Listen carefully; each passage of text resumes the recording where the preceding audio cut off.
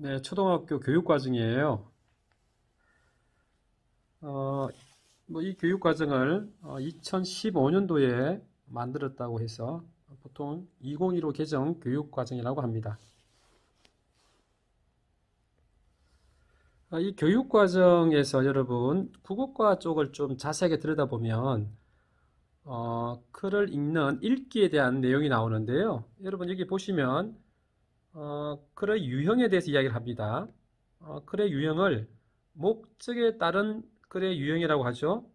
그러니까 의사소통의 목적에 따라서 글의 유형을 나누는데 여기 보세요 한번. 정보 전달, 설득, 친교, 정서 표현. 친교와 정서 표현은 조금 다르게 또 나눌 수는 있는데요. 세 가지로 크게 여러분 구분했습니다. 정보 전달, 설득, 친교, 정서 표현. 오늘 여러분에게 드리고 싶은 말씀은 여러분의 자녀가 우리 어린이들이 읽고 있는 또 앞으로 읽을 글들이 바로 이 유형에 포함된다는 거예요. 속한다는 거예요. 정보 전달의 글, 설득의 글, 친교, 정서 표현의 글. 그러니까 이런 특징을 여러분이 알고 계시면 우리 자녀들이, 우리 아이들이 편독을 하거나 또 본인이 좋아하는 또 흥미와 관심을 가지고 있는 분야의 또 책을 읽게 되니까요. 그런 부분에서 조정자 역할, 도움을 줄 수 있는 조정자 역할을 하실 수 있습니다. 꼬리가 멋져요 라는 책입니다. 여러 동물의 이런 꼬리 저런 꼬리 이런 내용인데요.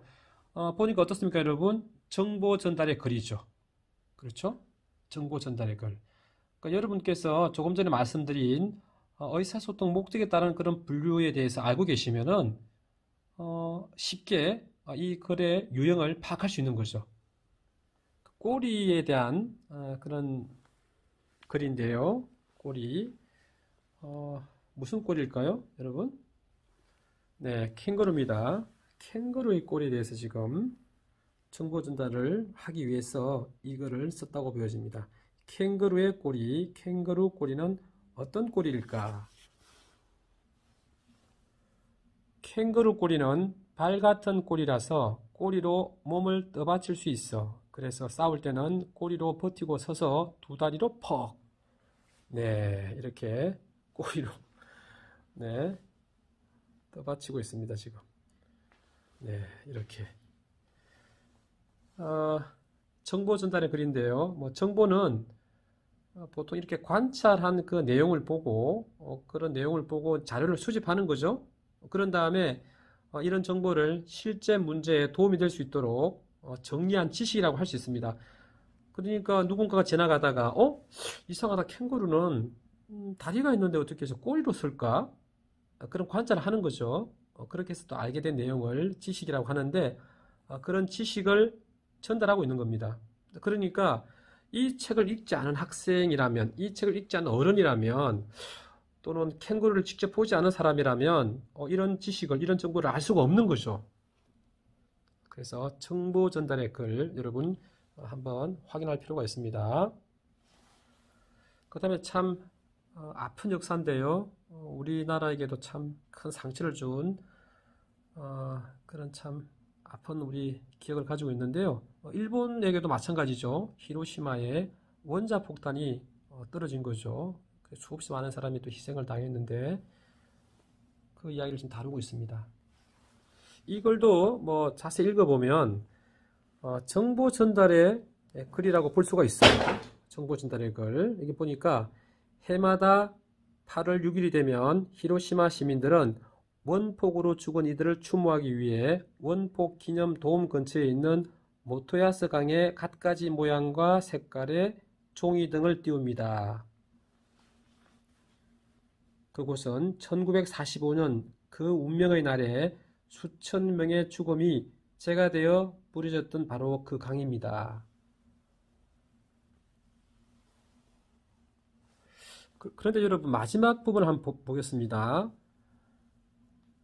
그 가혹한 운명의 날에 히로시마에서 일어난 일을 영원히 잊혀지지 않게, 그리고 결코 되풀이되지 않게 만드는 일은 오늘을 사는 우리 모두의 몫입니다라고 했습니다.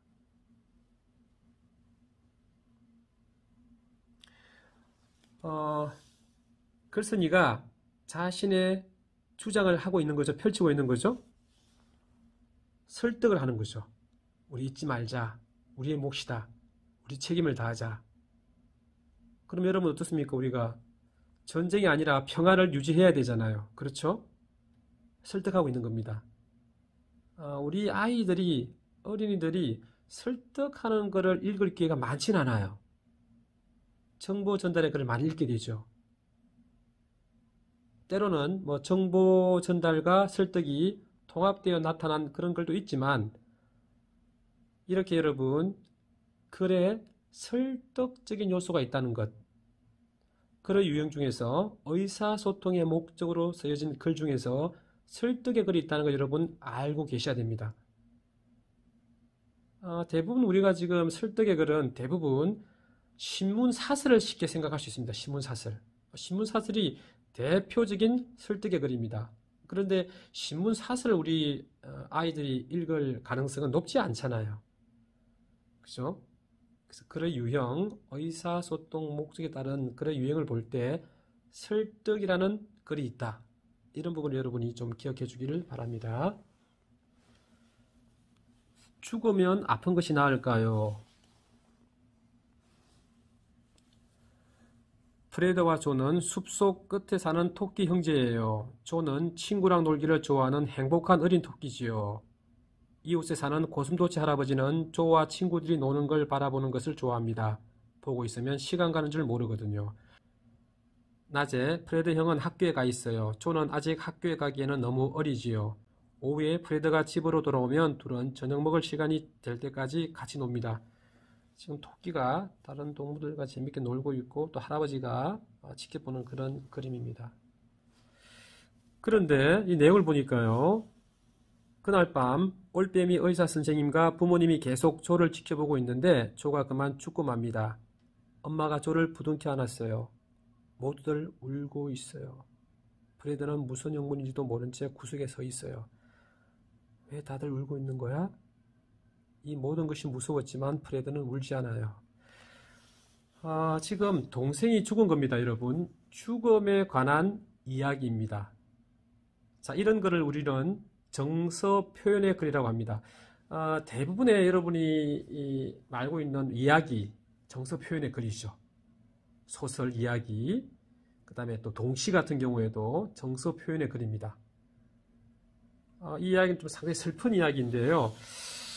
실제 동생이 이제 죽고 나서 이 부모님께서 이 상처받은 형을 이렇게 이제 토끼라는 다른 인물로 바꿔서 이렇게 이야기를 직접 만드신 그런 지금 경우인데요.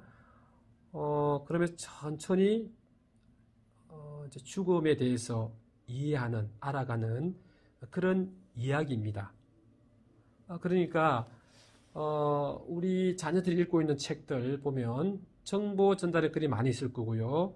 또 한편으로 보면은 정서 표현의 글이 무척 많을 거예요. 그죠? 그리고 아까 또 말씀드린 설득의 글은 뭐 많지는 않을 겁니다. 그리고 이제 마지막 한 가지가 친교라고 했죠. 친교, 편지글 같은. 편지글 같은 경우에는 직접 써야 되니까 동생이 죽고 난 그 다음에 또 생활에 적응하게 되는 그런 과정을 또 이후 이야기를 통해서 우리가 알 수 있습니다. 정서 표현의 글입니다. 오늘 여러분에게 말씀드린 내용은 의사소통 목적에 따라서 글의 유형이 있다. 부모님께서 그런 내용을 알고 계시면 우리 자녀가 어떤 유형의 글을 읽는지 또 어떤 의사소통의 목적에 따른 글을 읽는지 확인할 수가 있죠. 그러면 독서 지도하실 때 좀 수월합니다. 네, 참고하시기 바랍니다.